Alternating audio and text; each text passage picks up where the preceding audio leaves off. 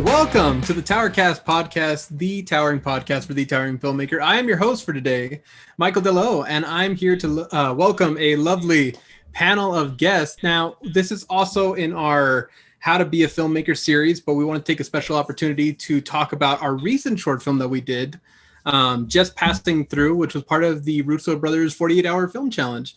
So yeah, we're gonna get into that, get into all that good juiciness. But let me welcome in everyone. Those films, dude? They're interesting. Wow, some of them are pretty good. There's much to comment about the winners. Exactly. My bad. No, you're good. But we want to talk about our film because now it's a new part of the Tower film family, and it's near and dear to our hearts. But yeah, let me welcome everybody in the room. We have the co-host John Eric Castro with us, actor for this film that we're about to talk about. Co-host, semi-co-host, co-host, one-third actor co-host extraordinaire. Today he's one of the stars. You would be in the credits as beard person number 1. So yeah. We got beard person number 2, the great writer director for this film, Carlos Del Torre. Howdy. Yeah. I'm in one of the cubes in here, like Hollywood Squares. One of the I can never get it right. I'm always pointing. And then we got the DP on the job and me as co-DP. But DP, we got Michael Head joining us. Co-DP. It was a team effort, but man, we're going to talk about it. You carried this team pretty hard. I mean, we got to talk in, but yes, no, DP, cinematographer extraordinaire, Michael Head joining us. Thank you, Michael. That thumbs up was more than enough for me. Thank you. And then we have the actress of our short, which, I mean, without her, the short would have just been awkwardly having Castro just kind of running through doors. But yes, we have Monique joining us today. Thank you, Monique, for taking the time. Hi, I'm happy to be here. Awesome. We're excited to have you. Thank you. As for people who don't know, but I mean, if you've listened to the podcast, you probably know a 48-hour film challenge is basically you get a prompt on a Friday night, you get all your resources together, crew, cast, locations, everything you can get, and then you go out and you make a film, and it has to be done within a single weekend. That means filming, editing, everything has to be all done within 48 hours. So our film... A couple of things to mention. I think that one of the biggest reasons we wanted to do this episode is because this is our third one. This is our third one as Tower, and Head has done an additional 2 or 3 of these as well, maybe more. I've lost count at this point. I have no idea. Head has had a lot of experience in that too, so that's why we really, really wanted to have him on this episode. Apart from the fact that we're going to talk about the film he co-DP'd, but there's a lot that goes into it, and we've had the fortune of winning first place, audience favorite 2 years in a row. This particular one we submitted for the prompt.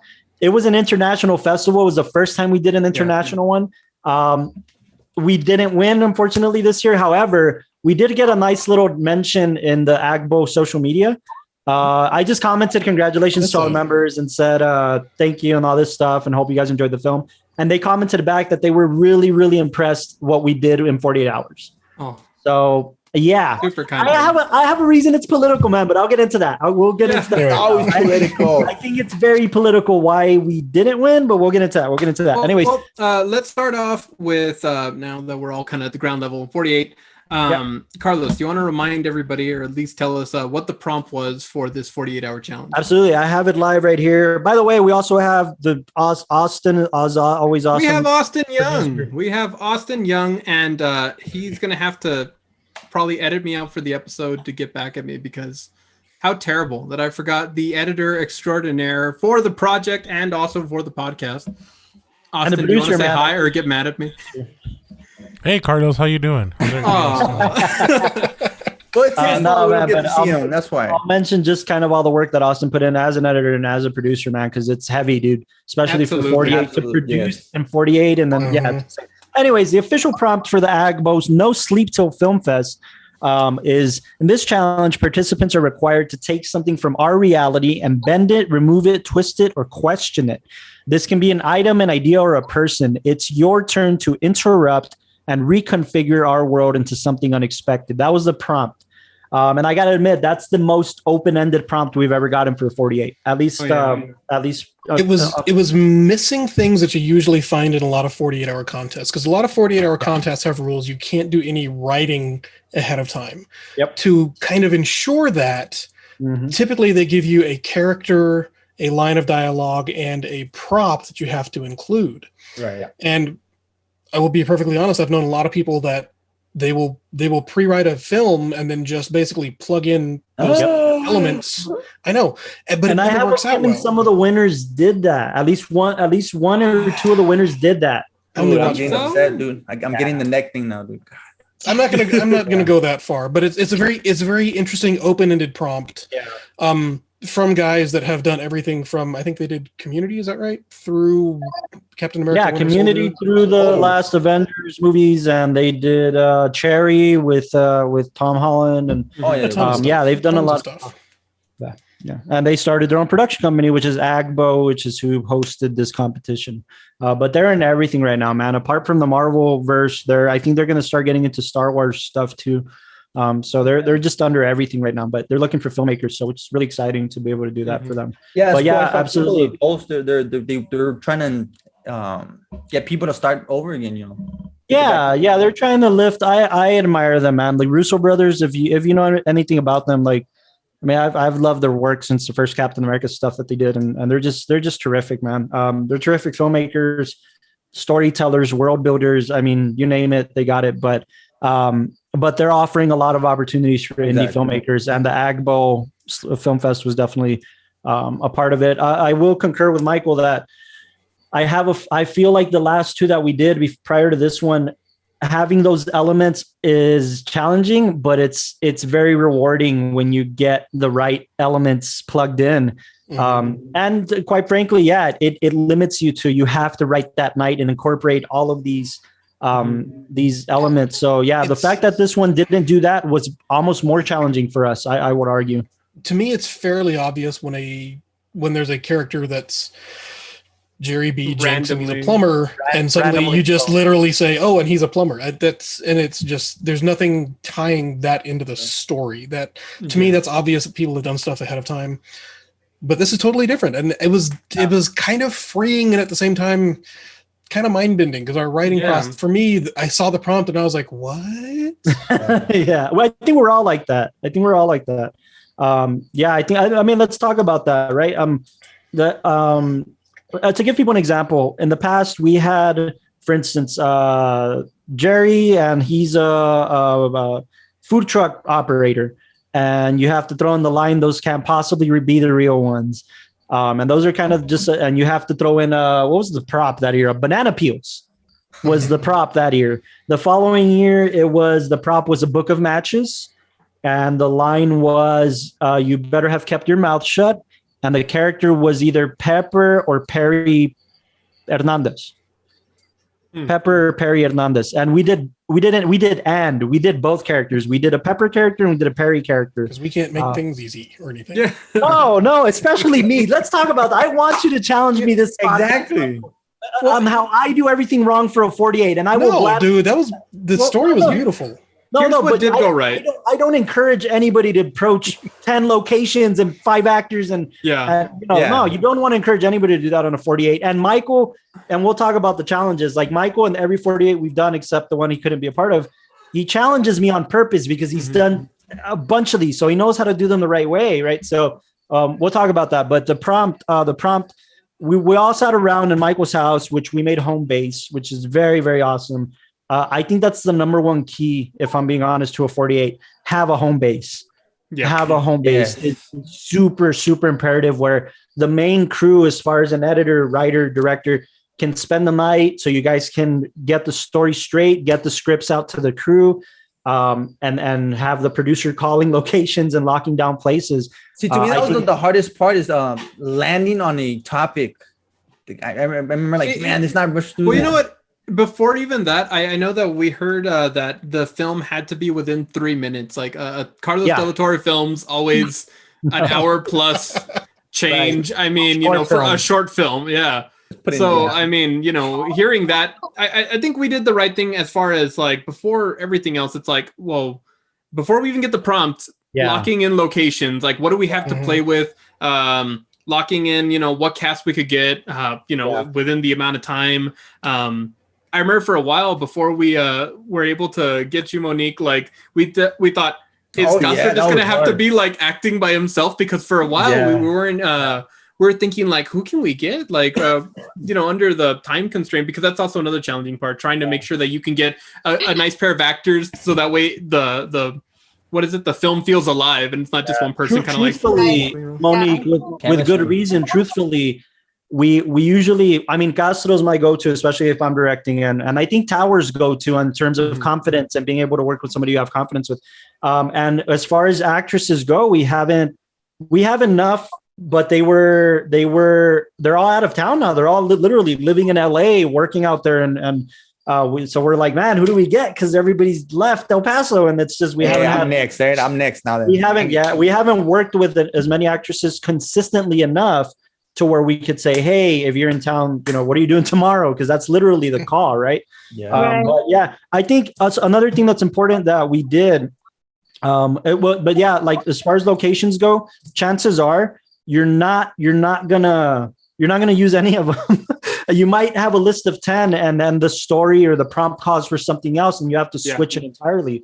But we did have a list of like, okay, we have a house, we have a park nearby, we have the desert, and the desert is the key one that we use.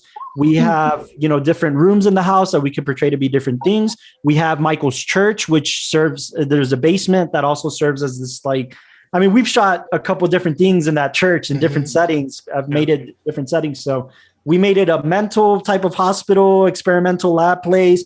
We made the parking lot a chase scene where it's a street chase scene. That was fun. So we've done, so that was a good location to have in our back pocket. But we ended up just using a house, the desert, and the one that we had a call in the morning to, like, as soon as they opened, it was the movie theater. So that was fun to kind of get your locations intact. But as far as casting goes, same thing. We knew Castro was going to be down. Thankfully, this time around, Castro, you were also involved a little more hands-on on like getting the story tailored and what am I going to do and what is my character. And that was good. That was good. Because I learned from the first two that, man, give me at least 30 minutes to flirt with it. And that was like the big key. Like being there for like a couple of hours, like even better. So you learn a lot from just doing these challenges. Anyways, I want to take it to where you want to take it. So just the reason I brought up the locations first is because I think that was really helpful as far as us trying to come up with an idea. Like when we thought something that manipulates reality, the first thing that came to mind was like the desert as a location is so contrasty to anything else we'll use. Like I know that we didn't really know what we would do yet. We're thinking like some of the ideas Armura's throwing around. Maybe he's a writer that gets teleported somewhere else in his mind, which is the desert, or maybe he's the unreliable author. I think which I like from the get-go.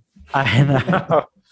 That was. So who picked the door? Who's the one that was like, I think it was De La and I were kind of going back and forth about like using, because we thought, okay, we're going to transport this guy to the desert, but it would be a cool literary tool to have him transport in the audience's eyes, like to have him walk through these different dimensions, quote unquote, with a literary device that the audience can perceive. Because then the audience starts asking themselves, okay, I get this as a sci-fi film or whatever, but how did he get to the next place? And it becomes like the Secret Life of Walter Mitty type of thing. We didn't want that. Like, we wanted the foundation of that. But really, never seen it. I know. Oh, dude, you need it. It's a wonderful film, but. Anyway. Yeah. And another key thing is like before we even received the prompt, thankfully, let's give credit where credit is due. We haven't filmed anything in a year, and we've always been trying to find the right project to get back to set safely. And this was good because we were all, at least the majority of us were vaccinated, and we felt comfortable that it was a smaller crew at this point. And give credit where credit is due. Michael is always sharing these opportunities with us, Michael Head. And he's always sharing like, hey, Road's having competition. Hey, the Agbo's having competition. Hey, Black Magic or Red. I literally saw this on Monday and we were shooting it on Friday. Yeah. Working it on Friday. And I think even on Monday, we were like, that's tough, dude. Like this Friday, we were throwing it back and forth. But when enough people said yes, we were like, okay, yeah, let's do it. Like, that's all right. So give credit where credit is due. Michael brought this to our attention, and I never like stepping on any toes, man. Like, so I told Michael, like, hey, depending on the prompt, do you want to direct or should I direct, or what do you want me to do on set? Because I tried it with any project in Tower, not just the 48. Like, whoever brings us the project, it's your project. So what do you want out of this? Who do you want working on this? Who do you want to act? Who do you want to produce? Who do you want to direct or whatever? I try to do that because that's like a director's dream, man, for a producer to be that guy. And I want to be that for other people, right? Is to let you do what you want creatively. And Head was kind enough to say, yeah, man, let's see what the prompt feels like, but let's try to tailor a story. You know that I'll DP. And Delau was there, so naturally I wanted Delau to also get these two guys DPing with each other, man. Like, it's awesome.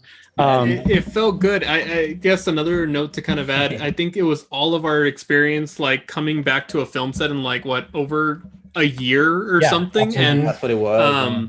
I think we all just had that itch. I think everybody just kind of had that itch of like, we need to go and shoot something. You know, I'm like, I can only take photos of my dog for so long and call it filmmaking before I feel like I need to prove myself in some other facet. And everybody, and that's why I wanted everybody to be in their element, because again, I don't like stepping on toes. I'm selfish, man. Like, when it comes to directing, like, if I'm not directing, I've said this on this podcast before, you have to put me somewhere far back in the room, you know, wrapping cables or moving Apple boxes or whatever, right?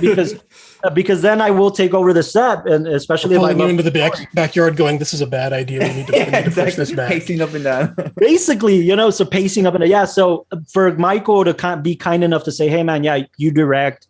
Once we kind of got the prompt and the story situated, I was almost like still at Michael's, like, "Hey, can I direct? Is it okay?" And one of the great things about us, the amount of time we've spent working together and how well we all mesh. We all bring these different skills, but we all bring them together. Like, I was able to suggest, let's set up a shot like this. And even if I didn't explain it well, I was like, we trust me, it's going to work. Yeah.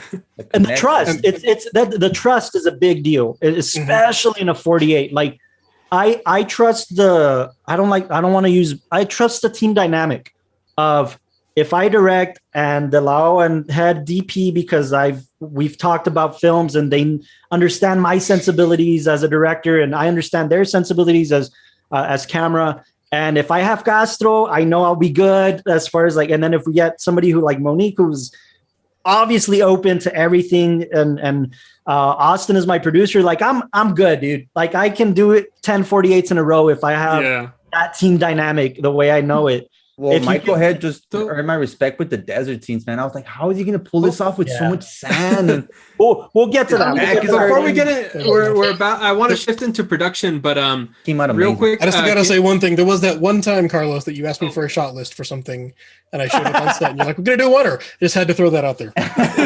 Yeah. Sorry. He knows me. You know me. I think you knew me after that. We did that for a music video. And I was like, do the Wonder. And then the Wonder came out pretty great. In my opinion, I loved how the Wonder came out. And then that saved us because we had so many power issues halfway through the night. But that's a whole other podcast we need to do. No, back to Monique. Can you break down the story so that way people kind of generally know what it's about and we can move forward into production? So the story, it's essentially, again, we're thinking in these 3 to 5 minute boundaries, I guess. And we thought, okay, what can we do? The first thing we decided, we agreed on, that it has to be a silent film. The reason my films are long is because I like dialogue. Yeah. I love dialogue. I'm like Sorkin in the sense that I agree with Sorkin that dialogue. Limit Carlos to 3 minutes. Don't let him say anything. Okay. Exactly. Like, dialogue to me is like music, man, like an orchestra. So don't put dialogue with me if you want me to have a short film. So we decided it's got to be a silent film to a certain degree. That was kind of the first thing, the story that we decided. The story itself is this guy, he's in the middle of the desert. And the idea with the desert was that he's going to be in this emotional and mental kind of crossroads where it's emotional confusion. He's by himself. He's alone. He doesn't know quite what he's doing. The idea is that he goes there with a wedding ring, and he looks at it, and it kicks off this flashback, this series of memories, if you will.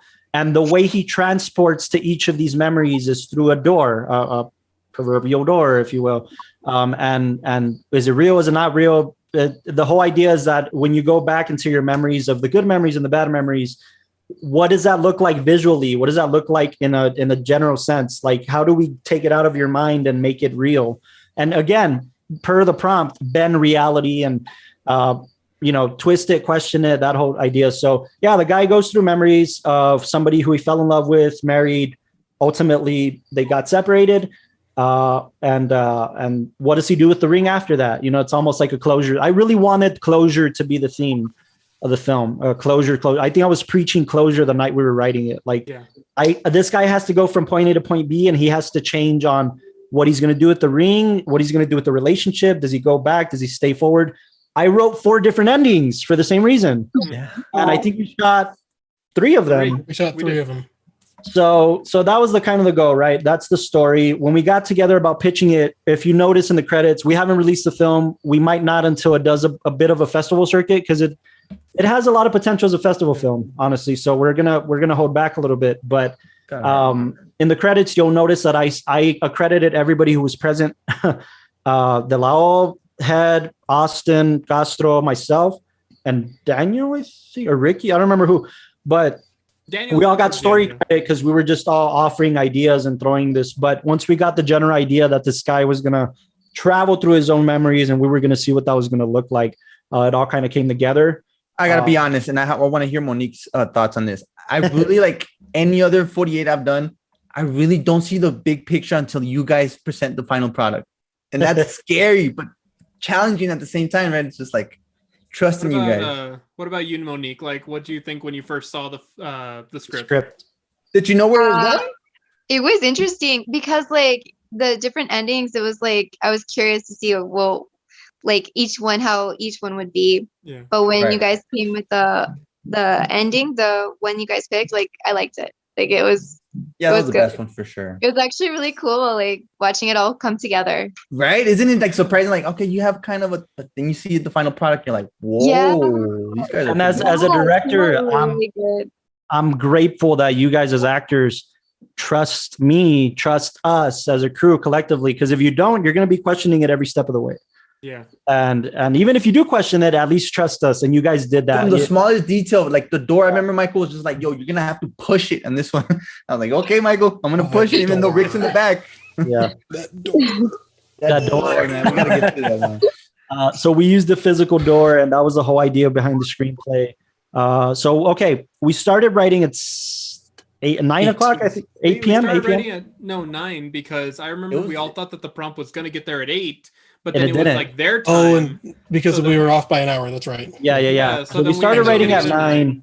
We started pitching at 9. I got to start writing the script at 10, more or less, maybe 9:45. And then while I was writing, usually this is the way we do things. While the writer writes, hopefully there's only 1 or 2 writers at most.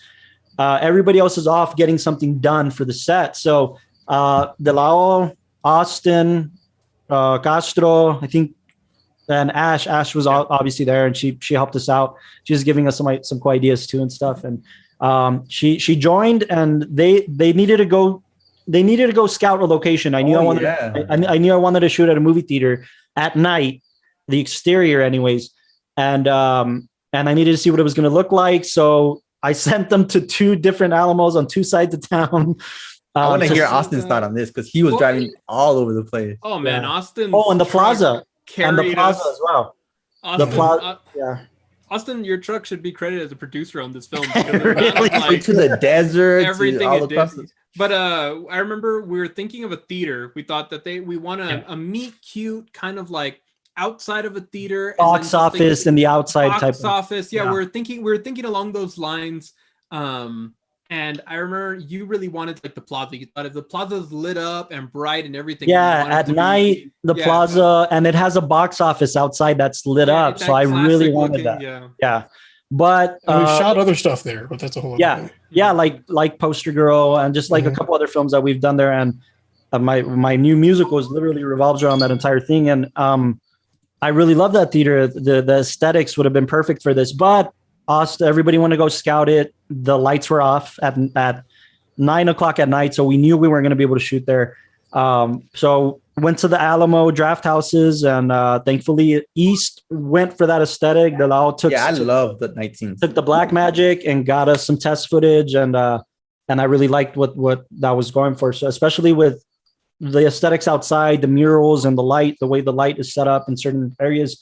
Especially and you'll see it in the film, there's a scene where right by the entrance, the main entrance of the theater, they have like these metal poles all running along the side. And aesthetically, the light hits these metal poles in this perfect way.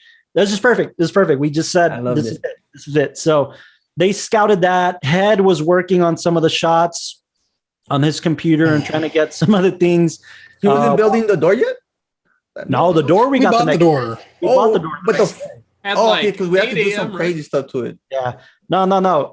So the Head's working on that. Daniel gets here and starts kind of offering his perspective on the outlining and maybe some shots as well. And I remember I finished outlining, I started writing, and you guys got back right when I finished writing the script, I think.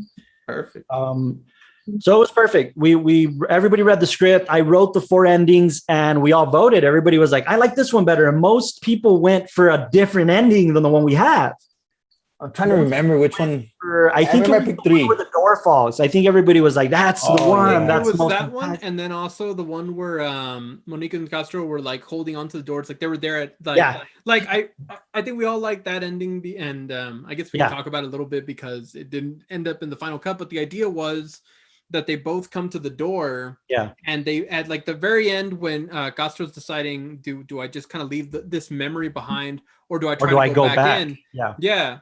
And I remember pitching the idea, like I really like the idea of she's also going through the same journey. Like while he's going through all these memories and ideas, that she's going through the same thing, but then they both end up saying, no, it's better that we leave things apart. Yeah, and we all thought, what's the best way to incorporate that? Yeah, because you're right. When you pitched that, I fell in love with it. Mm-hmm. And I thought, well, the best way to incorporate it is to make an ending where we finally see her in the same position he's in, and just showing that one shot, that one impactful ending. And I think we all favored it, but we ended up not. Technically, nobody checked the weather the day before. Oh my god! As simple as a quick Google. Well, if you don't know, El Paso is a desert. That's true, man. It's bipolar and. Eric, you got sand in your eyes big time.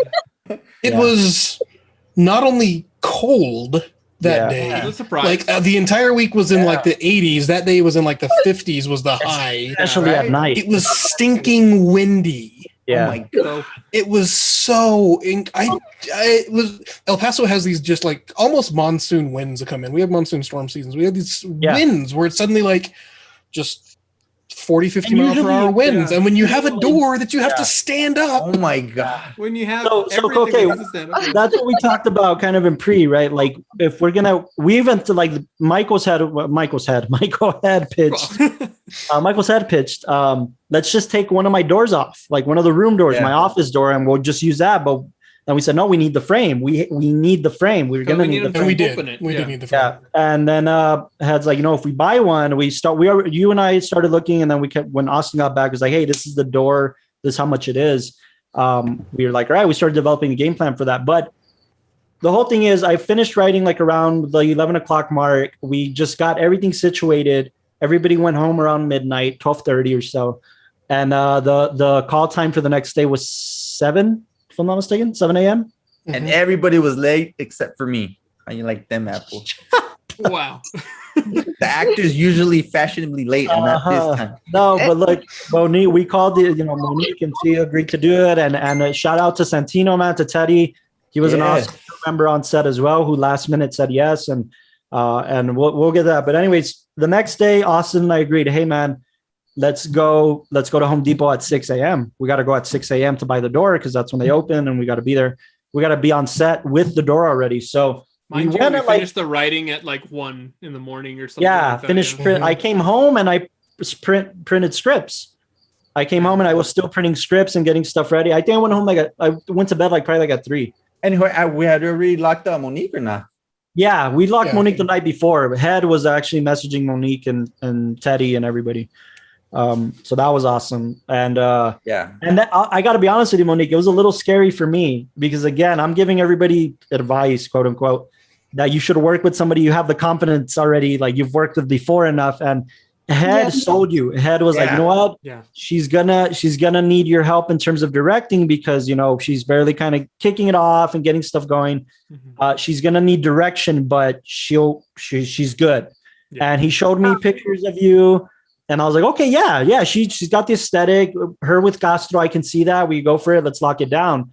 And yeah, I'm grateful that you said yes, but I was a little nervous. I was a little like, I don't blame you. I've never worked with her before. I don't know what to expect. Hopefully, I know it could have been like super difficult or something, but it's like I'm so easy to get along with. It was great, and in the freezing cold at Alamo. Yeah, the conditions we went through. I mean, so I'm grateful. But anyways, we get to set 7:30 in the morning, get breakfast for everybody. Eric Sanchez got breakfast for everybody, and we got everything going. And while we get there, Castro decides to pull out his drone. And drone footage was awesome, by the way. Like, he's just messing around, testing the drone.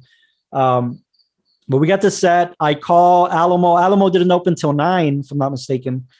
A buddy of mine, shout out to Chris. Chris was awesome to set that whole thing up. I texted him and said, hey, man, who do I talk to about shooting a scene in there? And he gave me the name, number, everything. So I called at 8:30. Thankfully, the manager was there, and she said, "Yeah, go ahead. As long as you don't show any logos from Alamo."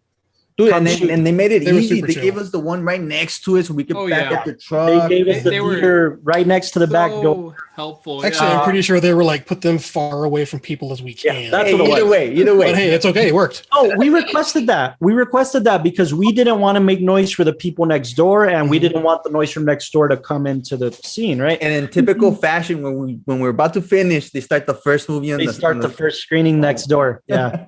But no, the manager was really cool. Her name's Jessica.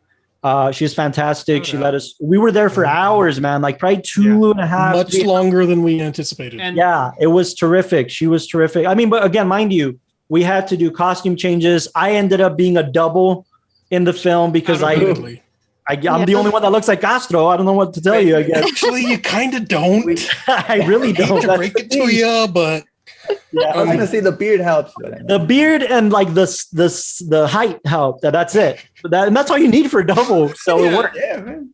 But I slouch a lot, and there was just certain characteristics that didn't work. But the thing that got me the most was the door. Yeah. Austin goes. I think they brought the door straight to the Alamo, and I had this brilliant idea. We're gonna have some wood because I had some spare 2x4s in my house. We're just gonna drill. That's what took drill long. These.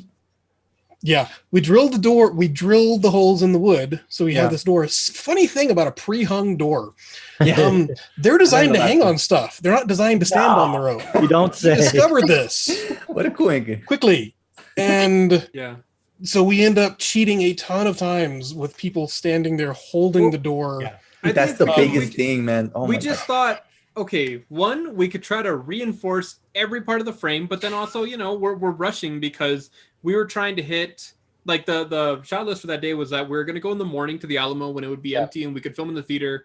Then we're going to run to the desert, and then we're going to run back to Head's house, and then run back to the Alamo so we could do the night meet cute scene. So, and then with the desert, we wanted it to be during the day when we'd have enough light and everything. So it was like we wanted to try to get it knocked out as soon as possible. So with the door, we thought whatever kind of basic reinforcing we could do, and then just shoot it. Let's go for that. But yeah, it didn't work out. It just didn't work out. We had the crew. We had Ricky, Austin, Eric, and Michael Head outside in the bag. Number one, there was a big fat sticker on the door that we had to scrape off. That took a while. That took a while. We had to scrape that off. In the back of Alamo, by the way, we're scraping that thing off. Oh, yeah, I do remember. And then we had to set up the wood stuff, and then finally get the frame in the thing. And like Head says, we just had Ricky. Ricky's the champion of the set, man. Ricky was holding this door. Ricky and Eric Sanchez and De La O too, man. Like you three were like running up and down and getting this thing held, especially in the desert. But yeah, we shot at Alamo. It was terrific. We got exactly what I wanted in terms of aesthetics. And the walkthroughs, especially some of the walkthroughs that were on shoulder or gimbal, depending on what you see. And the lighting was perfect. We got what we wanted. And we had control of the whole theater, like I said, for 2.5 hours. So that was fantastic. I had enough time to sit with the actors, sit with Gaston, with Monique, and say, look, this is what we have to do in multiple. We even shot an entire insert that we didn't even use, but it was terrific just to have it almost for character development. Like almost for character development of like, how are you guys going to sit and why do you sit together if you don't know each other? And we got to explore those routes a lot. Like, so, and Monique was awesome because I was just like, yo, I'm not going to be funny, but just laugh, and on this set with it. I'm like, oh my God, this is what an acting for sure. And on this set, I had a monitor. If I had I had my monitor. We try. I know. I'm happy. I'm grateful. And that's what I'm shooting. Anyways, we shoot at Alamo, and that experience is fun and great. And I think the desert's the one we got to talk about because before we move into that, I have a question for Monique and Castro. Monique, you can go first.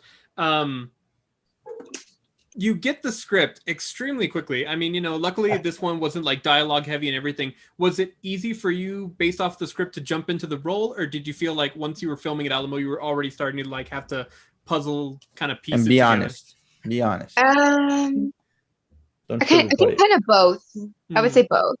Like reading the script, I felt like I could get into it, but then like once we got to the theater and we started doing, like filming, like I just it came like natural, like just to go with it, and then of course with Eric being like, just laugh at me, and I was like, okay.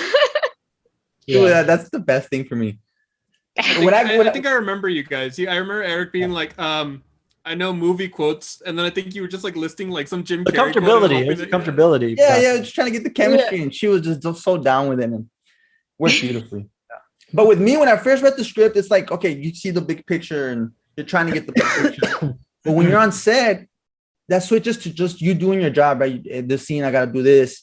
Yeah. But throughout the day, I wasn't really getting the big picture. Like I just got it when I first read it. And then when you see it the next day, when you guys edit it, it's just mind blowing. Like, whoa, okay, this is what you guys were going with, So I'm glad I made this decision. It was a little bit more challenging because we had you in one part, which was somebody who's trying to be flirtatious and trying to kind of like see every dynamic. You're trying to bloom in a relationship, but then you also have the other one that's supposed to be completely separate from that, like reflective, almost kind of cold about the situation. Yeah. So jumping back and forth where in one, we need you to be like happy and peppy. And then the other scene, we need you to be just kind of stone faced. Like you're just passing through this. And they'll all give me some good pointers. And someone was like, dude, I don't, and you're like, no, this one, you got to look like this.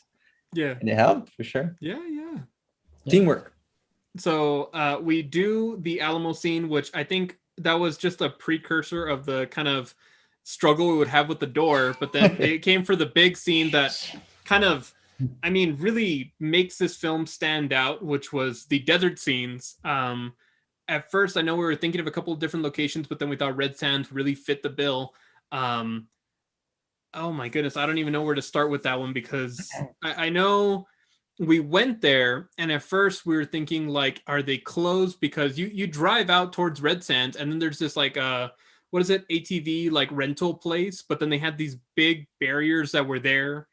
And then I think it was Austin and you that just said, just forget it. Let's just keep driving up and we'll go around them like it's public property. It's because we've been there. Austin and I have been there for off-roading, so we've taken our vehicles there and we're familiar with the space. So when we saw those barriers, I think it just kicked a flashback in our head of like they were closing for COVID restrictions because people, it's a very infamous spot where people go out there and drink and hang out and whatever. So during COVID, they wanted to close that up as much as possible. So if I'm not mistaken, that's why those barriers are there. So our head went straight to, man, they're closed. And what if they have a cop around here that's going to follow us around?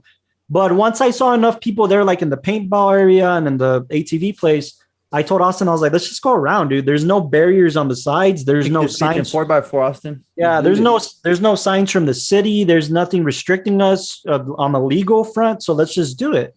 And Austin was like, yeah, absolutely. I agree. So Austin just wanted to test out his truck, dude. That's fine. Yeah. Austin, what was it like driving your brand new truck in terrain that you wouldn't know if it like worked out or not with equipment and everything? How was that for you, Austin? It was very nerve-wracking.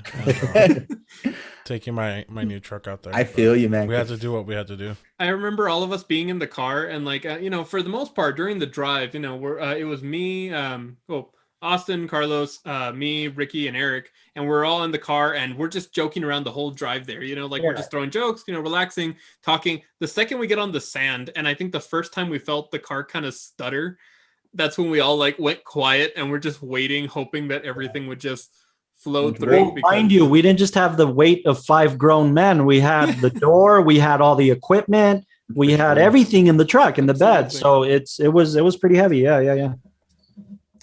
It was spooky to say the least. But the thing about it is, so just to paint people a picture, we had to park the cars that were not 4x4, like Heads, Castros, and there's just those 2 cars, right? There was one more, maybe.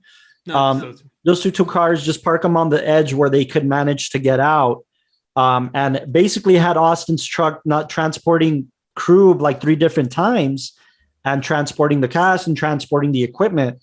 So he had to go back and forth a few different times just to get people. So the idea was we went, I think I had just Delao with me to, hey, let's go scout the location first. Let's see where we're going to pick a place aesthetically, and then we'll come back and get everybody. So we did do that. And then, Castro brought out his drone, and him and Monique were having some fun with the drone.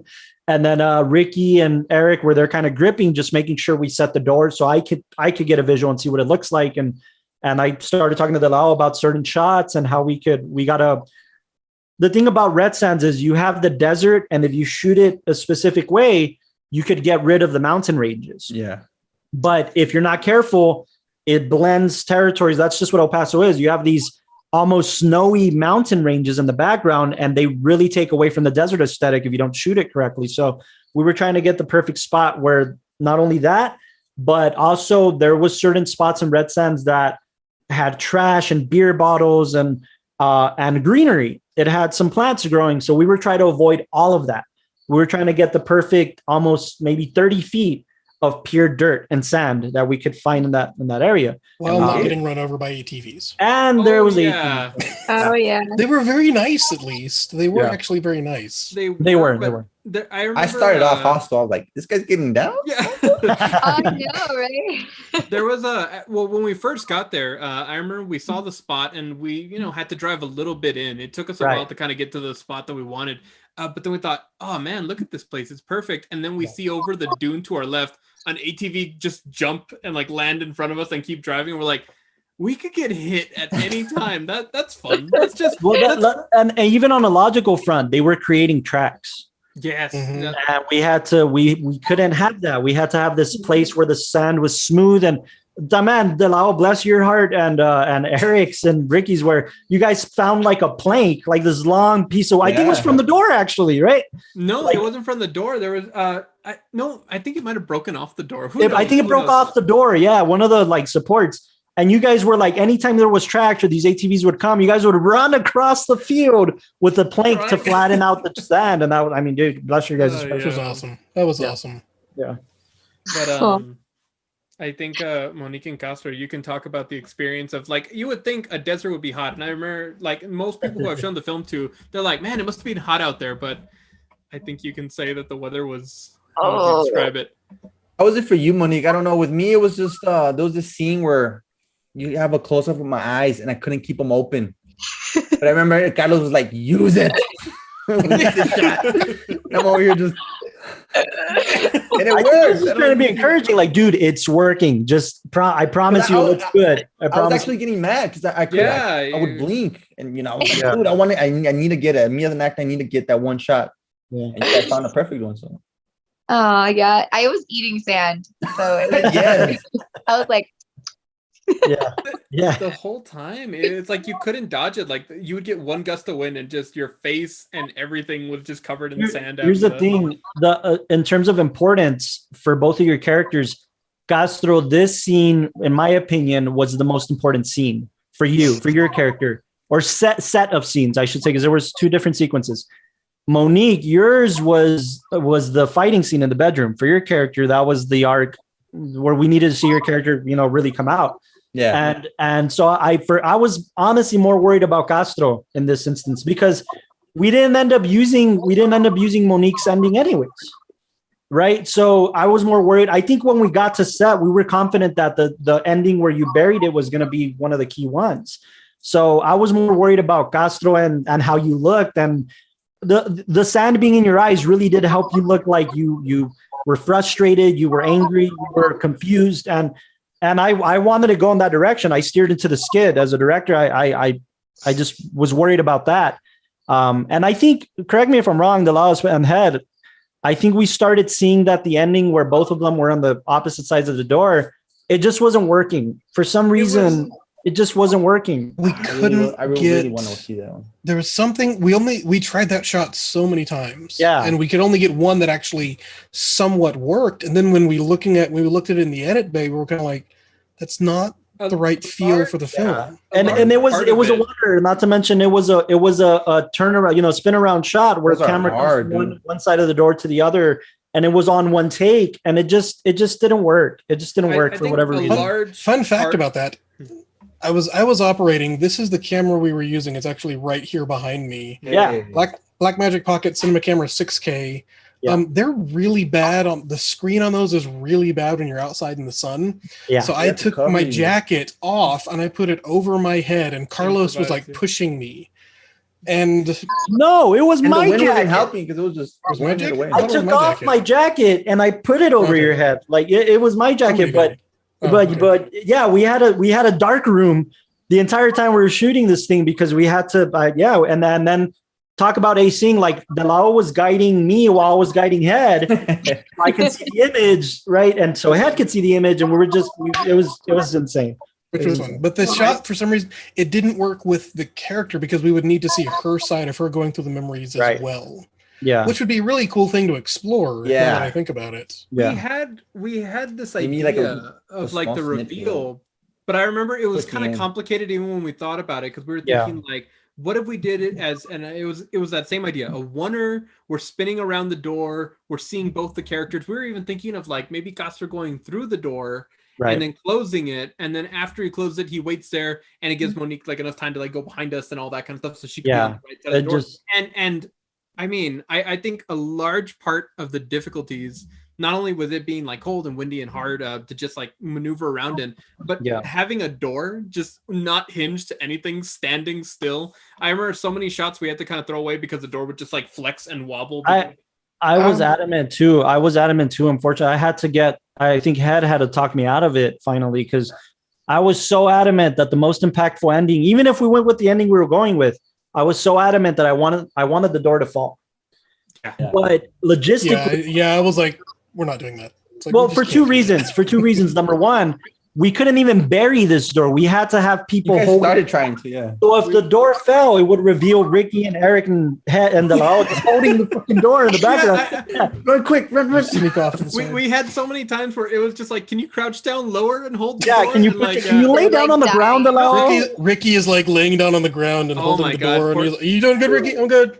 Yeah, poor guy. I got him gloves because towards the end I could tell that just trying to grip this door and not cutting up your hand and everything. Yeah, it was just hard, but yeah. I gotta be selfish. One of my favorite shots, and I didn't know how you guys were gonna use it, was towards the end where I'm going like this. I liked how you guys used that. I didn't even know. Oh yeah. I like how Michael had. Wait, so you didn't plan to do that? You just did it? I think didn't have it in the script. It was just one of those things where it's I'm not just gonna walk out the door. I gotta do something. Yeah, I would exaggerate it, but no. What happened was, it is written in the script that you're gonna walk out in a frustrating manner. Well, yeah. And after slamming the door, you did that once. And I told you this in the last podcast. We all agreed in post that you're super consistent in every take. So, and that helps for me being the double, and that helps for your character to cut. So I told you, when you did it the first time, I was like, dude, I like that. Let's do it. You do that in every take. Put your hand on your head, kind of. And not knowing how Michael Head's shooting, I don't know if it's a long shot. I mean, it worked beautifully because it was just the background. Oh, I loved it, dude. Yeah, it was a good experience to shoot at that desert, and the other reason why we didn't have the door fall logistically was because we needed it for the night shoot.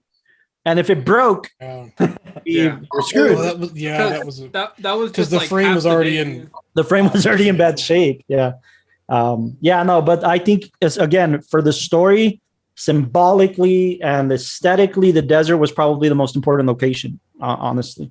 And you know what? The night scene was actually pretty hard too, man. It got really cold the whole time. And Monique was wearing a dress. I was like, man, this is just tough. This is just tough. We took a bit of a lunch break, and then we got back to Michael to home base, and we shot the stuff there. That was pretty seamless. But even then, holding the door up in the house where there's no wind was a challenge. The door just was that constant thing that we could figure out the lighting. I mean, you killed it. Every scene knew where to like kind of place the lighting, placing the camera. But yeah, trying to find a way to keep the door just upright so then that way we could like kind of maneuver every other scene. And being able to walk through it. Yeah. And there's one thing without wiggling it. There's one thing I remember when we got back to home base. If there's one thing I never have to worry about, it's lighting, especially when Head's around. But I remember when we got back to home base, it was after I guess but you know, I think what happened was by the time we got back to home base, everybody was pretty burnt out, right? So we kind of took our break and we took lunch, and then we kind of came back. And I remember Head set lights up, and I think I was telling Delao, because at that point I could tell Head was like, all right, we need to give Head a bit of a break. I told Delao, I was like, hey, this isn't gonna work. This light, and that's when the lighting, when there's something off about the lighting, it's something's up, right? At least I know that with Head or with so. Well, he was carrying that whole big rig, the whole freaking. I kept telling Delao, like, hey man, I think we had to move light, especially like, hey, you know what, this lighting here is not gonna work. I wanted a Rembrandt in certain instances because it was the transition scene between Eric's kind of the happy moments into the sad moments. So I wanted a Rembrandt and I wanted certain focus shots. So I think from home base on, from the house scenes on, I started asking Delao to take the lead and kind of have Head like, all right, let's give Head a bit of a break because it's been 24 hours. And turn around. But the lighting stayed consistent between these two guys, and I never had to worry about that, especially in the house scenes. Not only did it stay consistent, but we managed to create character traits, which is what you want to do with light. We managed to create character traits that went from this peppy, happy, sunny facade into the dark. And I remember when we went into the bedroom, that's when you took over the law in terms of lighting. Yeah. And it was like, all right, we want this to be a little more gray, a little more washed out, maybe a little blue. And again, creating character traits for the tone and the feel and the warmth of the lack of warmth of the scene. And I just loved it. I think what was fun about it is that we also kind of thought, you know, on a cinematography front, you know, these are memories. So they're when you're trying to shoot something, you want it to be realistic. You're trying to look at the light source, where are they coming in from, make everything look like it's kind of like within the environment. But then we also had that little bit of flexibility to think, well, if this is a memory, like how is he seeing it? You know, how is he kind of going through it? So you guys coming back into the home, it was very bright and vibrant, and we just wanted to feel very like warm and loving. And we still had some sunlight to play with. Things I'm noticing. That's why we opened up the window a little bit. I thought that scene was just perfect as far as creating that mood and tone. And I love that when we went into the bedroom. That's my favorite scene from Monique, man. She was that's crazy. I just want to reiterate. But that's how it works. You got to make it feel real. Like, hey, I just want to reiterate that, like this is what's so awesome about the cinematography of this film, is that the scenes where we're light and vibrant and happy, those were Head sensibilities. That was Head taking in terms of like what I want. Like Head has worked with me before, so he knows when I want this happy mood scene tone. He knows how to light it. So those were Head sensibilities. And then when we went into the bedroom and things switched over to the Lao, those were the Lao sensibilities in light. And it just worked so well, because if you're not careful, it could feel like an entirely different film. And it didn't. It felt transitional. It felt, intentional and with purpose. And I thought it was just beautiful. I really do want to key in on the cinematography, because the Lao, number one, let's make it public. If you guys, Castro and Monique, and if you guys didn't know this was the Lao's first official DP. Oh, really? It didn't seem like it, man. You were on top of the game. He knows cinematography as a lover of the craft. Yeah. But as a practice wise, this was his first DP job. Oh man, it rolled out naturally, man. I mean, beautiful. And I think my selfish proudest moment was I guess kind of sad, the Monique fight scene, because just that one, I knew I wanted it to be very contrasty, and I wanted the light to just be kind of coming in very harsh, because I knew that the shadows and moving around, everything would seem very jagged and kind of aggressive. And I mean, just it played off really well. And I had to really be, because I was nervous. I wanted to give enough guidance to the Lao, because I knew this was his first thing. Because when I first asked you two to co-DP, I was okay, because I knew, well, what the Lao might feel insecure about, Head is gonna double up in. And not only that, but Head is going to teach the Lao some good things. Beautiful. So I was completely happy with that. But because Head kind of stood back with me on the directing front, and we looked at monitor, and I started playing with Head on like, okay, we're going to shoot here in this corner while the Lao lights, because your wedding picture is there. And I want the wedding picture in the background, and I want the light to hit the wedding picture in a certain way. And it was just so collaborative, man. And I'm so happy that for that particular scene. Now, let me transition as a director and be selfish and talk about the acting, right, in that scene, because I had to bring something out of Monique that, man, we'd never worked together, and this was the scene where I really needed, and more so, when it was the double scene, the scene where we really see you explode, you're yelling at me, the director. Like, I felt so bad. Like, what was that like for you? I have to ask you. Yeah, what was like that for you? The actors want to yell at the director. I'm just kidding. I know, exactly. I felt so bad, and because I was yelling at everybody. Well, it didn't seem like you felt bad. You know, it really seemed true. Giving people context, the scene was their breakup scene, essentially. The scene where everything kind of starts to crumble, and we start again. We made a very keen decision that it was going to be a silent film, but we were going to have these nat sounds of every memory, just very brief, very low, and I had to. It was improvised. I had to tell Monique, okay, I don't care what you complain about, but you're going to complain about him, about what he's doing. And the first space you went to was like, you're always out. You're never with me. You're always in bars and hanging out. And you were consistent, which was beautiful. You were consistent and repeating almost the same phrases verbatim in every take. But I have to ask you, what was that whole scene like for you, Monique? Like, it went from uncomfortable to very comfortable.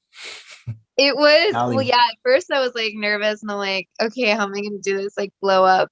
But then once I started, it was flowing, and I was like, okay. But then I forgot, like, okay, well, what do I say? So I was like, you're always at the bar. Yeah. Like, oh, that was perfect. And you do hear it in the final cut. Certain moments, which are very genuine, and it is stuff that people fight about, and it is a couple of things that are make or break for a lot of people. So I appreciated it, and honestly, Castro, don't ever put me in front of the camera ever again, because I'm playing Castro's double. Number one, there was a continuity error that we didn't realize. Dude, that's the only several. So I was several, but you guys fixed it though. But that one was the one for 48s. You want to try to avoid different days, because you have to have different costume changes and be consistent in your continuity. We didn't have a script supervisor for this film. Hold on. Monique, have you seen it? What? The film? Yeah. Did you catch anything? One she sends me stuff. Are you kidding me? She sends me stuff. I had to watch it. She was like, "Hey, did you see this part?" And I'm like, I like that. I like it. You gotta be critical with your stuff. Oh, no, I wasn't like, "Hey, what's wrong?" But I was just like, "Hey, I just pointing out. Knew like about this." I'm trying to remember what it was. And trust me, like I caught it. I caught a lot of stuff early on. I'll be honest, the continuity error I didn't catch because I was so focused on the performance. Oh yeah. But I was with Head. There was a lot of it's very effects heavy. So I was probably hanging over Head's like shoulder, like, "Hey, dude, this effect shot, it's not covering this, or we need to get rid of the shakiness here, or we need to get rid of the transparency there." I was being picky. I was being like, "Head, what can we do, man? We can't have it be like this." And the Head fixed everything I asked him to fix. I'll be honest. But none of us everything though, and I realized that. But none of us in our days from a scene, that's insane. Right, in our days, in our 36 whatever hour, whatever point we're at by the editing, we didn't catch the continuity thing. No, we caught it. No, we caught it. Are you talking about the switching sides thing? The shirt. Oh, the shirt. Eric knew it. No, we caught it. Called it out on set. Yeah, he caught it on set, but none of us. And we didn't listen. Yeah, I was like, so I'm not wearing the maroon, so you should. No, I think we understood it. We didn't understand each other because I thought you were asking about you, like your character, like walking through the door. And I said, no, because I asked you, like, who am I? Am I, because she already yelled at me. So I'm already going to the black. And I was like, who am I? Am I present or am I past? Exactly. And I kept telling you, no, don't just worry about present. Like, don't worry about anything else. I was like, okay. Yeah, I was like, go change. Don't worry about it. But I didn't. In my director state, I'm not worried about being in front of the camera. I get it. Didn't we also have that thing where we didn't know when to like transition to like the next shot or another? And I remember we were like saying it was a small room. Because right after that, well, also it worked we were planning on going to the Alamo. So I think we told you, Monique, we were like, oh, get into the next like wardrobe, and then we're like, oh, I'm sorry, wait, no, we're still we need to film one more scene of him like leaving. Yeah. Oh yeah, I already changed. You had already changed. I felt so bad. Yeah. No, it's the worst. I was trying to hurry though. I was like, I gotta hurry. Look, in all fairness, in any set, if I'm being honest, I'm not trying to be a prick or saying like, oh, we need to have everybody on set. But on any regular normal set, you do have a script supervisor that's sitting right next to the director saying, hey, for continuity, this pillow has to be on the floor and he has to wear this shirt and he has to be in this position. And they write this all down. Other very important things. Very important. And we didn't have one on set that day. In all fairness, we didn't have one on set. None of us took that role either. So, we should have paid more attention. Castro, my apologies. We should have paid attention to what you were saying. But anyways, we did catch it early on in post, the continuity error. But Michael, Head and I were talking about it. And I told Head, hey, once we caught it, I was like, dude, we got to color that. Can we color the shirt? And Head's exact words were this. And I applaud him for it because effects heavy film. He said, yeah, that's not high on my list of priorities right now. Oh, because we were worried about getting the. That's what you want to hear. We'd had enough shots, especially out in the desert, where we caught somebody's leg or somebody laying down in the desert in the background. We had so much. Sorry, I'm not invisible, Head. Those are the priority shots. Those are the ones. Yeah. Okay. And I think 99% of the people that watch the film are not going to notice his shirt goes from dark red to black. I don't think that's so that was the big thing. And I agreed with him. I'm like, you know what, you're right, dude. Effects wise, let's erase the leg, let's get the theater shot of the transition scene. So I agreed with him. Yeah, we did have to get these intact. But anyways, we finished shooting at the desert. We go to Alamo. Mind you, at the Alamo, we have to shoot basically the first memory, the meet cute. The wind was insane. It was cold. Freezing. And that was the hardest door transition. Yeah. That was the first door transition. The first door transition. First one in the film. It's the hardest one. And I realized after we were done, like a couple of days, I perseverate on things. A couple of days after we're done shooting, I had this brainstorm. I'm like, why did we even move the camera? Yeah. We're shooting in 6K. We should have just set it up on sticks. Yeah. Had him walk through it and just. I think the idea was the logistical. Well, number one, I probably asked for it. Number one, I probably wanted a walkthrough. Yeah. But that's what we talked about. That's what we agreed on that. But then after the fact, I was thinking about it. I'm like, how else could we have done this? Because oh my gosh, I'm not super happy with how that turned out. That's just me. Yeah. No. I was actually going to talk to you about that before we submit to the next festival. I do want to see how we can stabilize that transition shot. We would have to reshoot it. That's the long and short. Because somebody forgot though. Well, I remember at that point we're all starting to get kind of burnt. We're like, let's get this scene, let's start running over there because we really finished up the bedroom scene. And I mean, like with every shot on this film, it was like, probably 9 9 p.m. at that point. Hustle, yeah. And then we didn't want the lights of Alamo to turn off, but I remember we scouted it, and I think when we scouted, it was close to midnight, and the lights were still on, which was a good indicator for us. Like, okay, we should be good on time as far as like them having the lights on and everything. But yeah, we went there. We had this idea of like getting the steady rig, and it was going to be the door pass through and following and everything. But by that time, it was great because I remember Head and me talking, and he's like, "Do you think we should go steady on the next shot?" And I was like, "Well, I don't know. I thought we were going to do it on sticks." And he's like, "No, I think we're going to be doing the walkthrough." I'm like, "Well, we're doing the walkthrough. We got to go steady. So let's take the rig."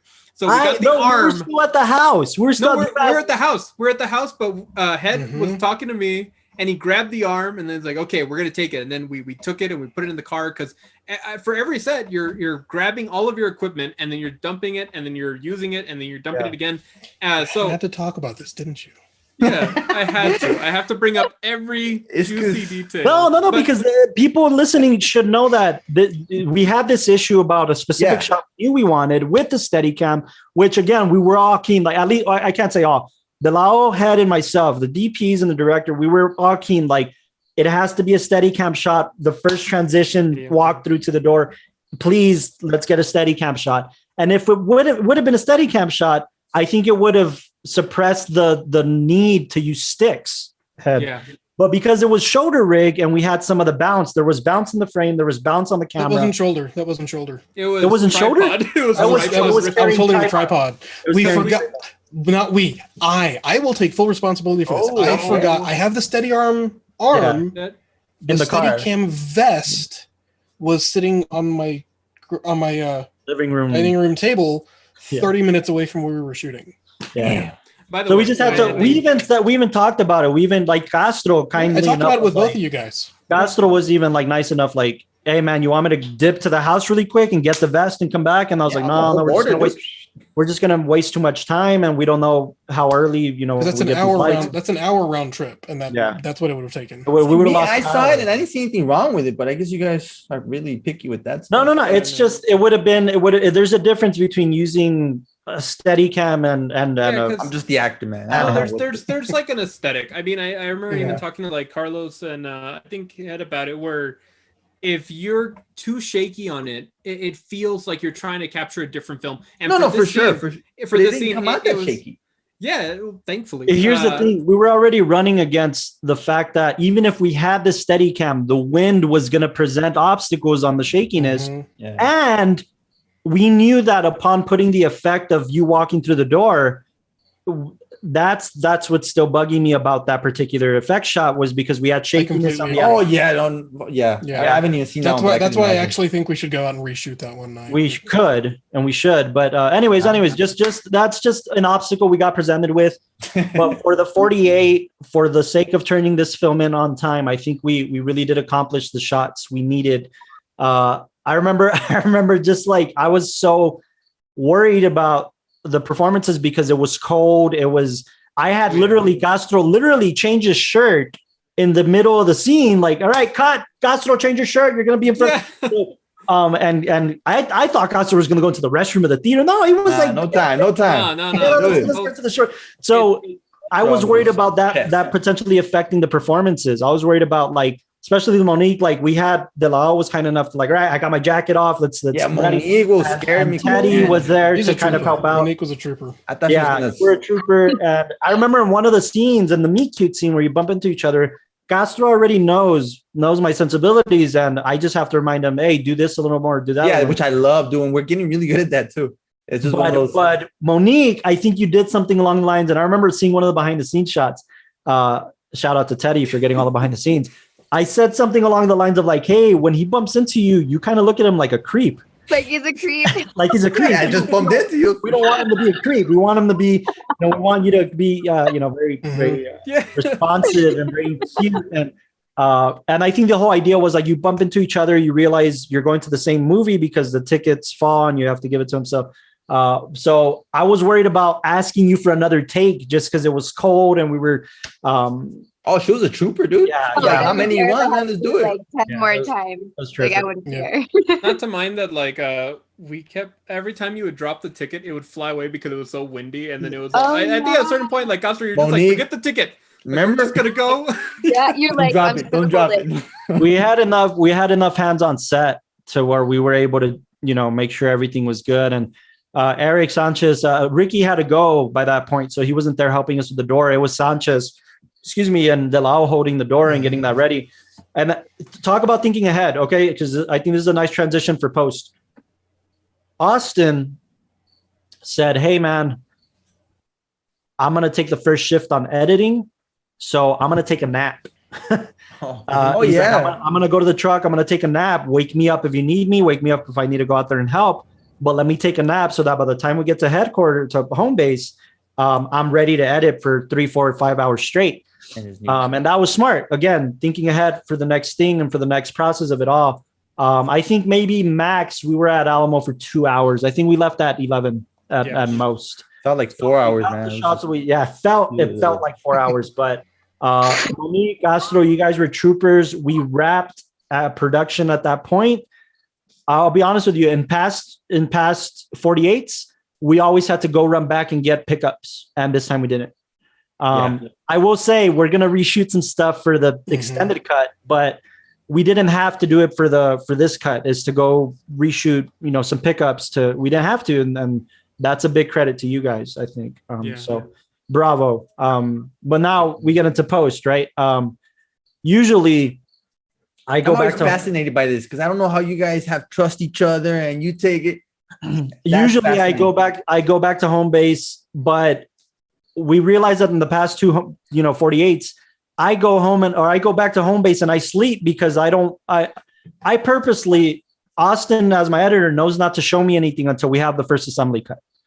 See, that's on purpose. No, it's on purpose because I know that if I sit there, it's going to double the time of cutting for principal assembly, and it shouldn't be that way. And Austin's really good at that too. So. And if that's your process as a director, by the way, all power to you. If you want to sit there frame by frame, that's your process. But Austin and I know now not to let me see principal assembly until the first cut is done. So I went home. This time around until I saw principal assembly the next morning.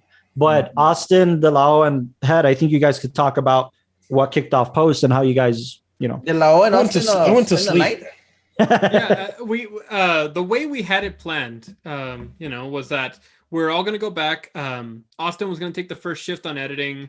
I remember me and Head were like, I still have sand everywhere from the desert and I need this off my body now. So we all we both took showers, not together. Clearing that up, dude. You gotta make sure. No, it was a very family friendly set.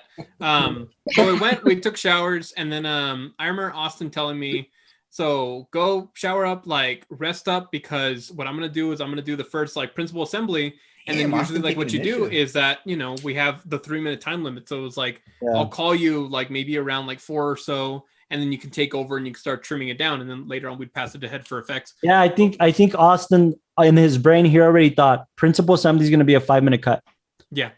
So he already knew that. Yeah. Normally, I think that's what it would be. But I think because it was my first 48 and it was the first time being there and I wanted to help out how I could. I remember just trying to fall asleep, but then waking up every 5 minutes thinking does Austin need me? Do I need to be ready? Do I need to jump into action? I remember I, on the other hand, went and just fell asleep. Yeah, no, you were like a baby, just passed out. Michael's become a lot better compared to when we met him, 4 years ago or whenever.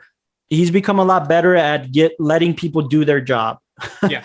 As opposed to being still a control freak. You can say I'm a control freak. No, yeah, but as opposed to comparatively, dude, the Michael 4 years ago would be sitting next to Austin, what do I need to do? How do we need to fix? And you've been better at all right, I'm gonna back off, and when it's my turn, it's my turn. Because it goes so much faster if you can trust everybody and just say okay, you do your part, I'll do my part, and all that.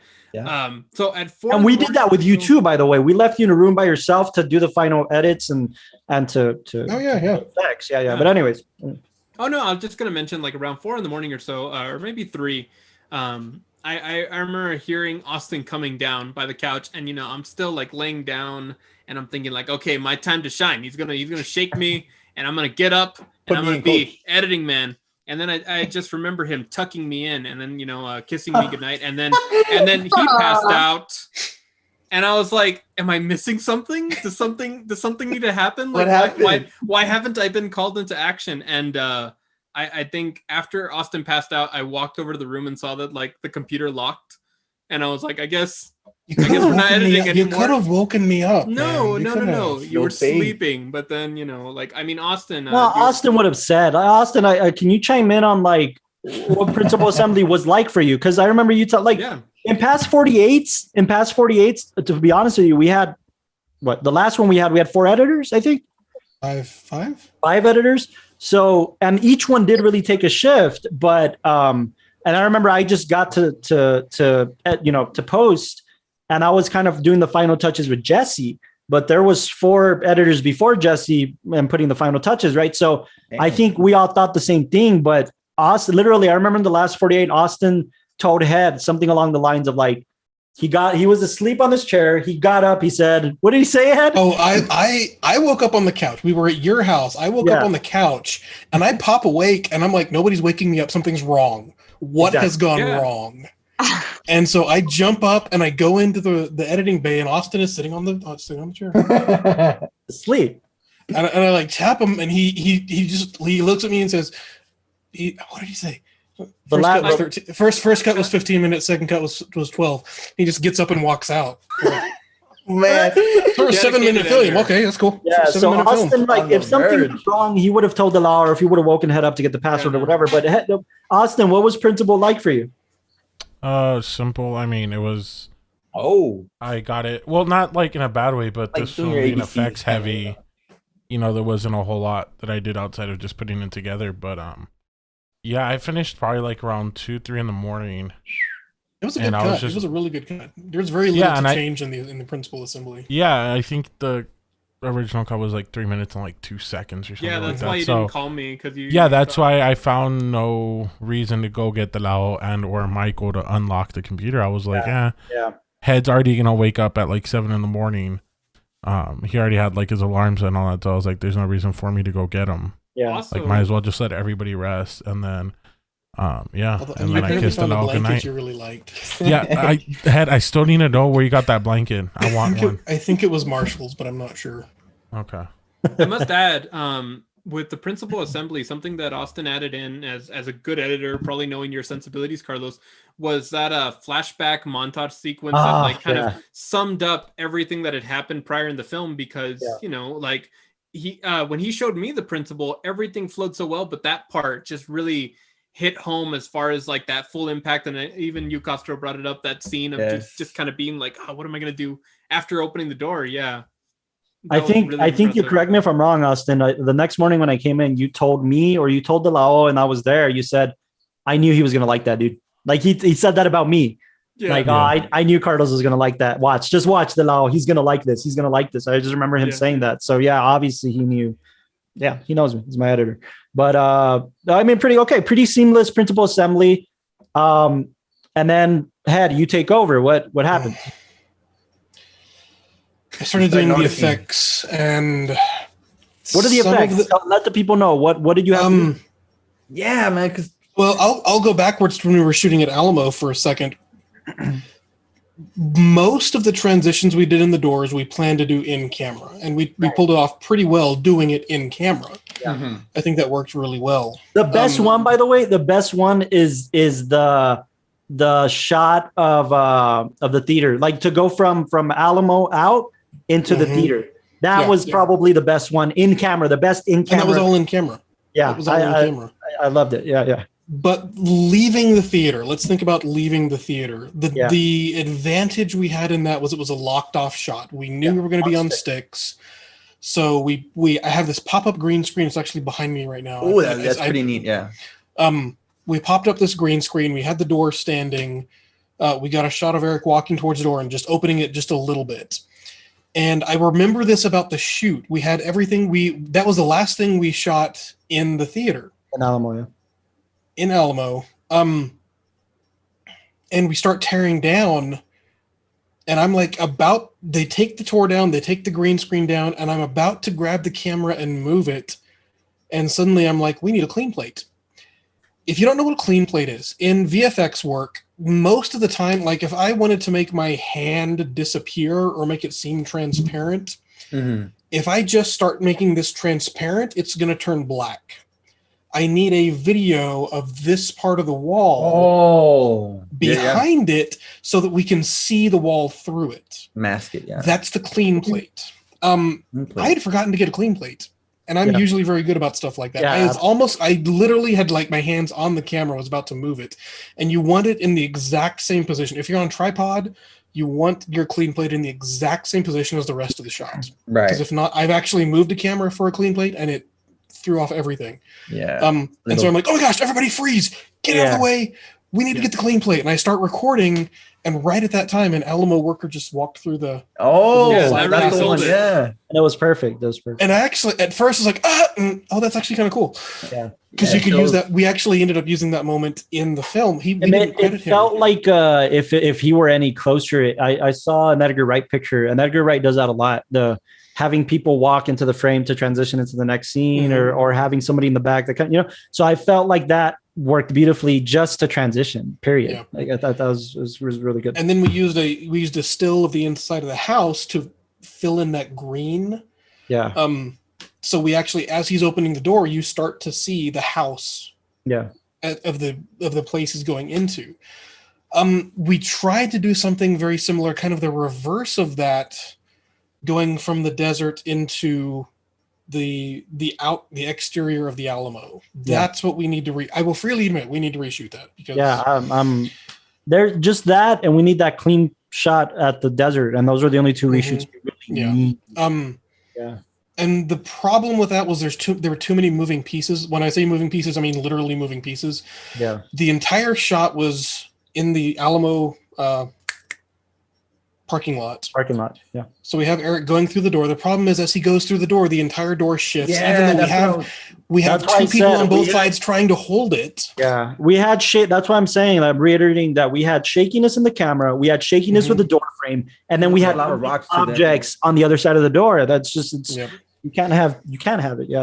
Yeah, I know. I feel you on that one. But anyways, so effects wise, that was the hard one. That was the tough one.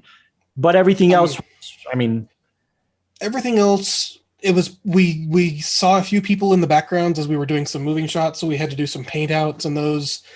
It was my first time doing painting that way. Austin's gonna get on to me about this because we have this back and forth a lot. We did the primary editing in. Did you do primary in Premiere or Resolve? Oh yeah, I was Premiere. Why would I even touch Resolve? Because it's a better program. We go back and forth on this. He did the primary cut in Premiere. I did an XML. If you're an editor, you know what that is. Into Resolve. We shot on Blackmagic Raw 6K. This guy right here. 6K, bad boy. Austin, he knows. I had to go back. I'm more experienced with After Effects than I am with Resolve Fusion. Yeah. So I tried Fusion a couple of times, and I ended up doing some of not all of them. The painting was in the paint out was in Resolve. But like the door thing with the green screen and the transition, that I went back to After Effects just because I'm still more familiar with that than I am with Fusion. I'm working on that. I gotta be honest. When I first saw it, I didn't see it. My bad. As a director, I was nervous because the thing about Austin and Head is that when it comes to post, they're gonna tell you that they know how to do something. And sometimes they don't. And sometimes they're on YouTube finding it. And once the YouTube thing clicks, like once the YouTube thing's like, okay, this is how you do it, they already know how to plug in everything else. So I was nervous because I knew this was a bit ambitious for 48 to have this many effects in this order. And we talked about it since we wrote the script. Like I was like, oh man, I looked at Head various times since I knew Head was going to do the effects. Can we do this? I know how to shoot some of this in camera, but can we do the effects I want? And he's like, yeah, don't worry about it. And I was like, is this Head telling me that he knows how to do it, or is this YouTube Head?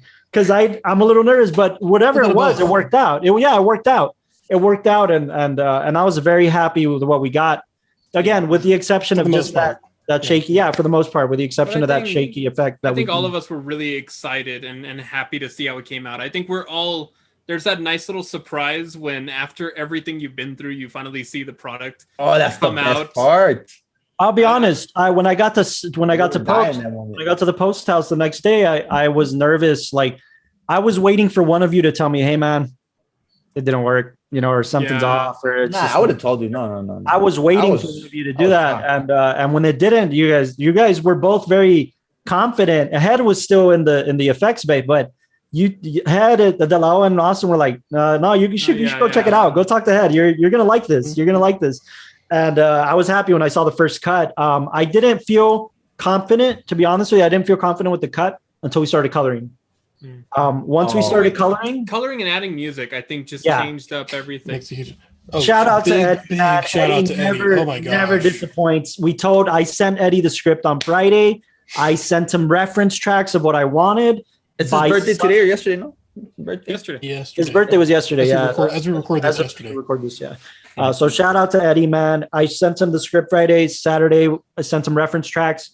And he's like, hey, dude, that's what I was thinking too. I sent him reference tracks from her and from The Secret Life of Walter Mitty. And he's like, yeah, I was thinking this like existential, vibey, kind of off, but also romantic in the piano keys. Yeah. And I was like, yes, perfect. So we got the music Monday, like at 9 a.m. Sunday at 9 a.m. or so. We got the first tracks, and I listened to it. No, it was later. Head was still doing effects, and maybe around like 3 or so, because we were starting to get worried we're gonna get it in. We were worried about where it was, and Eddie had a gig that day, so he had to turn it in before he left for his gig. So he sent it to me, and I listened to it on my headphones. I didn't let Delao and Austin listen to it. I listened to it on my headphones, and I was like, "This is it. This is it. I don't have to give him comments." I texted Eddie. I was like, "Dude, you got it. This is it." I let these guys listen to it, and I wanted Delao to listen to it specifically because his sensibilities from liking like Wes Anderson and Spike Jonze. Those kind of sensibility. I want to get a steak, and he heard it, and he was like, "Dude, yeah, I see it. I see it." So I took it to Michael, and we threw it in, and just seeing the music mesh perfectly, especially the right place where I see this. And this is the final thing I'll say before we wrap up, because I know we're running out of time here. But when I saw two things, the first thing when I saw the piano key start playing. With Castro's reaction at the theater when the meet cute, when his meet cute sensibility, when with the smile of seeing his past self and Monique's character, and the piano key start right at that moment, I knew we had something. Like I knew it was perfect with the meshing of the music. Beautiful. And the second thing, when we started coloring, when we started getting the palette right, Head and I remember we got the palette right when we just started editing the first shot of the desert. And I think Head had it a little blue. Head had it a little blue with some of the palettes he was going for. And I wanted it more yellow. I wanted, especially in the desert, I wanted the sand to look hot. I wanted it to look hot. And it became redder and it became a little more yellow.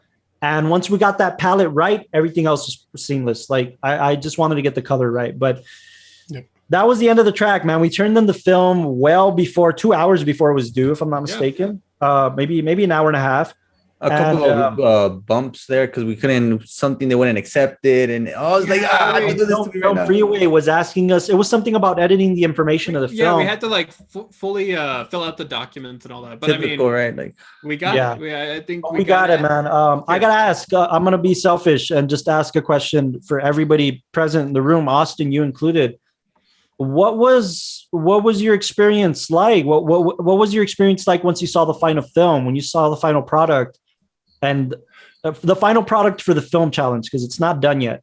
Once you saw this final product to turn in for the film challenge, I'll start with Head and Delao and then Castro and what did you guys feel? Because this is the way I feel whenever I watch anything that I'm working on. Because I spend so much time in the camera, in the lighting, in the editing, in everything else. To be honest, for me, I still just see all the flaws. That's just it's my personality. I'm overly critical of myself. Yeah. So I still see the things like I'll Monique, I'll give her actually a thumbs up for this. Like I send her the final version. It's like, don't show anybody this. Is not public yet.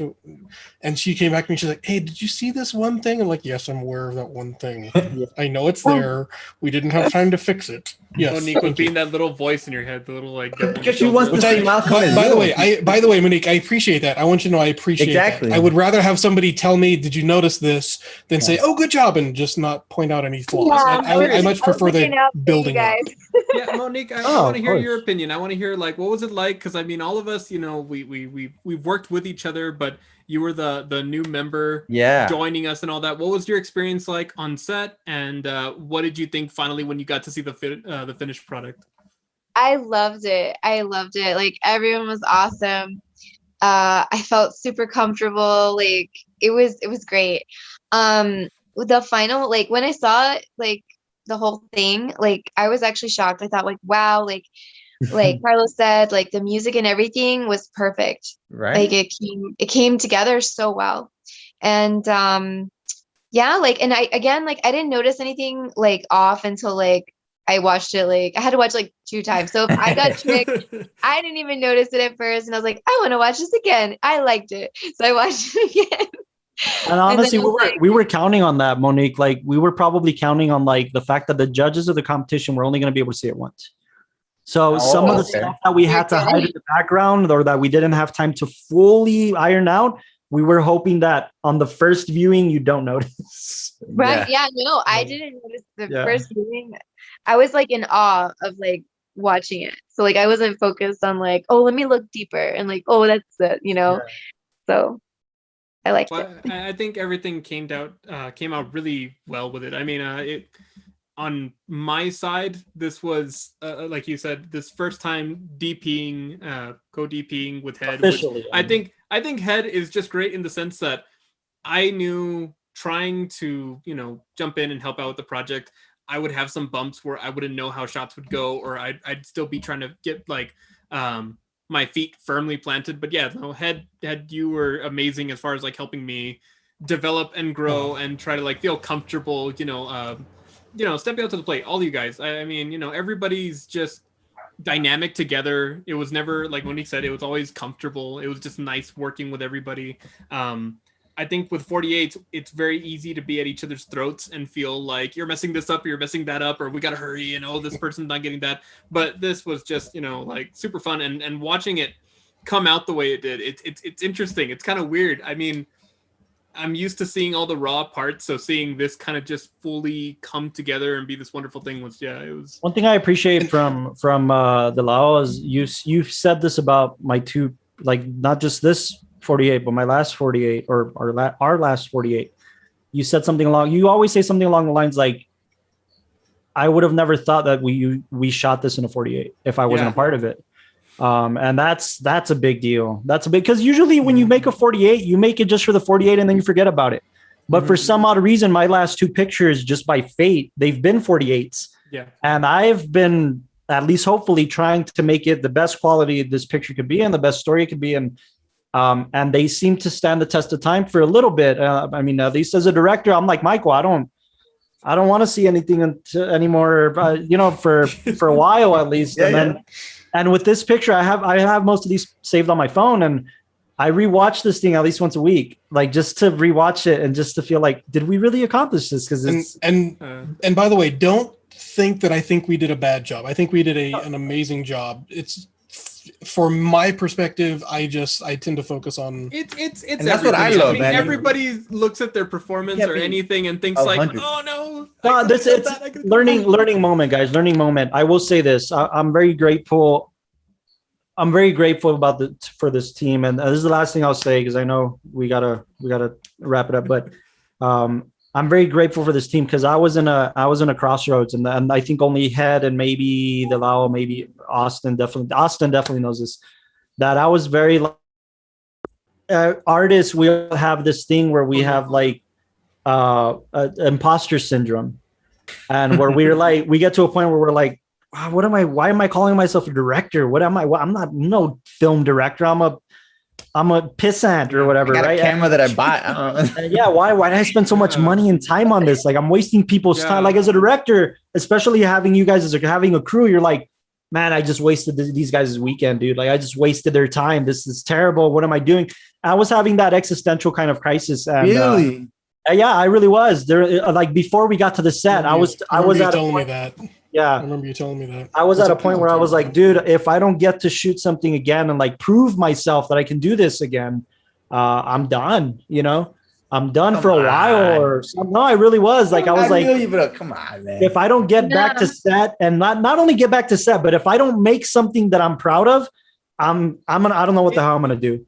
It's weird. We've all been there. Just like, no, but this was like a year of us being like on pause because I mean, before quarantine, we had so many plans of like films, feature-length films that we're planning on shooting and everything. And then when all this got put on pause, you know, for a while, you're twiddling your thumbs and you're thinking like, it's okay. Like, I still got all the skills and talents and tools. I just got to wait to get back out there. But then when you're sitting you're sitting for too long, you're like, do I even know what I'm doing anymore? Like, could I do it if I had to? So, and I wanted to make sure that I still had something to say as a director, because for those of you that don't know me, like, I could get rid of everything else. I could not be a writer. I could not be a producer. I could not be a whatever, but I want to direct. Like, I hope that's what I do the rest of my life, is direct. And I wanted, as a director, I wanted to know if I still had something to say. And this was a key moment for me to be like, okay, we're good. We're shaking the rust off and post-pandemic. And as Tower, we can get back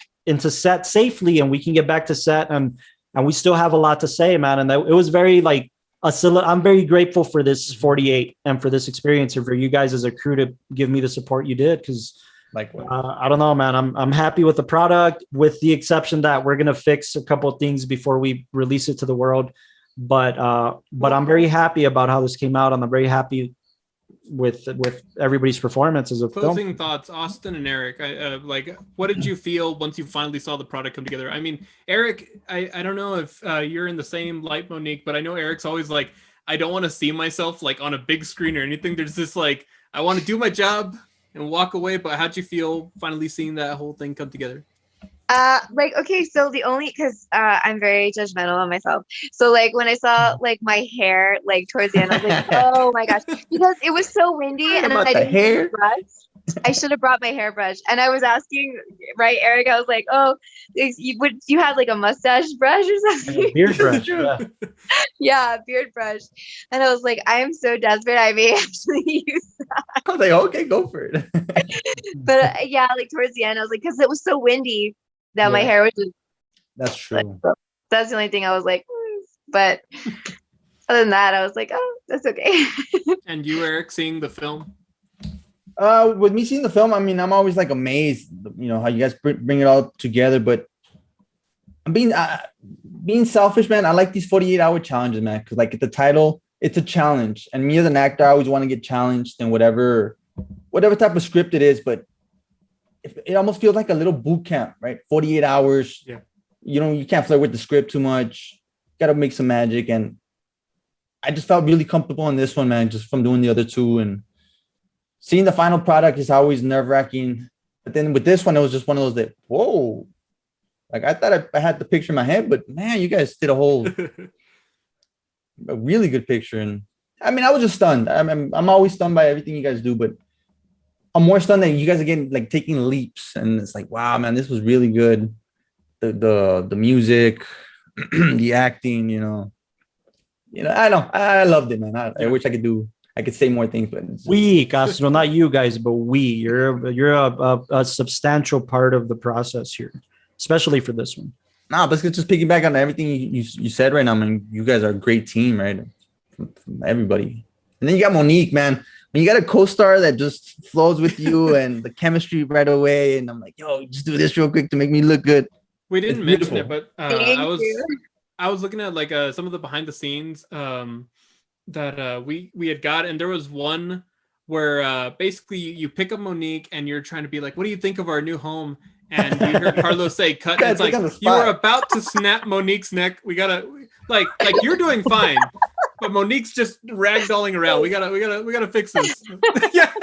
Hey man, it's the first try. You know, we learn from it. You know? No, but you guys had good chemistry. You guys seem just really it's all get Monique, into it. Man. I'm just trying to be the cool guy. You know, Castro, that's a credit to you, to both of you, because you both had the chemistry. But Castro, I've noticed in the past few sets, be it a male co-star or a female co-star, you even if it's a 48, while we're up setting up shots and setting up lights, you're over here getting to know the individual. You're trying to establish a chemistry. You're trying to establish a relationship. And dude, you did it in less than an hour of knowing her. And Monique, you reciprocated so beautifully that that's amazing. With me, it's one of those things where it's like I get really picky, just like Michael with his stuff, and I get really picky where it's like, okay, this is showtime. They're gonna record this, and this is gonna be forever. Like, we got to make this work.